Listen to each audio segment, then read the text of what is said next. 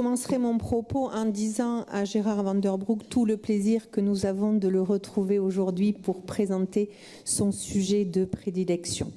Vous me pardonnerez, cher Gérard, mais je vais avoir le même ton, en tout cas en début de propos, que je l'ai eu lors de la dernière séance sur la contractualisation.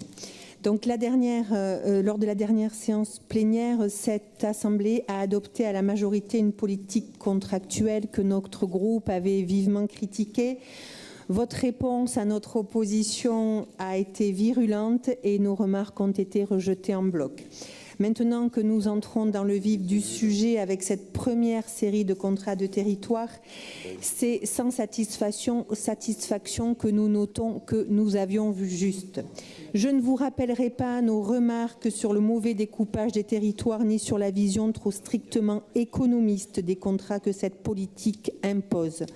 Je garderai en revanche le principal reproche que l'on puisse faire à cette politique contractuelle, à savoir qu'elle n'est pas suffisamment aboutie.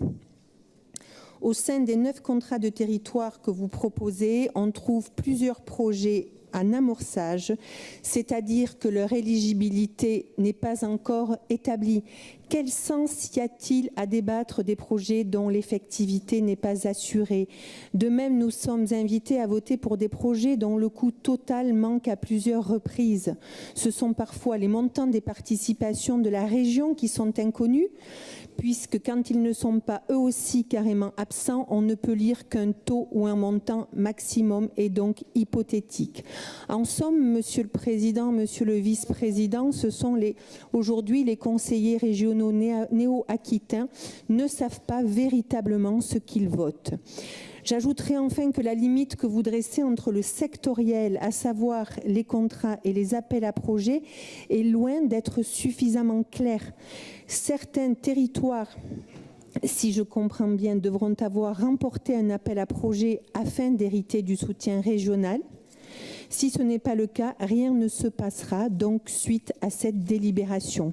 Sauf à comprendre que ces appels à projets sont gagnés d'avance et donc réservés aux demandeurs des contrats, nous votons hypothétiquement pour des contrats en partie vidés de toute substance. Donc vous noterez notre désaccord persistant face à cette politique. Cependant, cette politique qui est d'ores et déjà actée puisque nous avons manifesté notre opposition lors de la dernière séance plénière. Cependant, je veux aussi rappeler ici que notre opposition est véritablement dirigée contre une politique et non pas contre les territoires. Les territoires ne sont pas ici décisionnaires parce qu'ils sont 51 et que nous aurions voulu qu'ils soient plus nombreux. Par conséquent, nous vous donnerons un vote, nous accorderons un vote favorable à ces délibérations. Encore une fois, non pas pour la politique contractuelle que vous avez choisi d'appliquer, mais bel et bien pour acter un soutien au territoire de la Nouvelle-Aquitaine. Je vous remercie.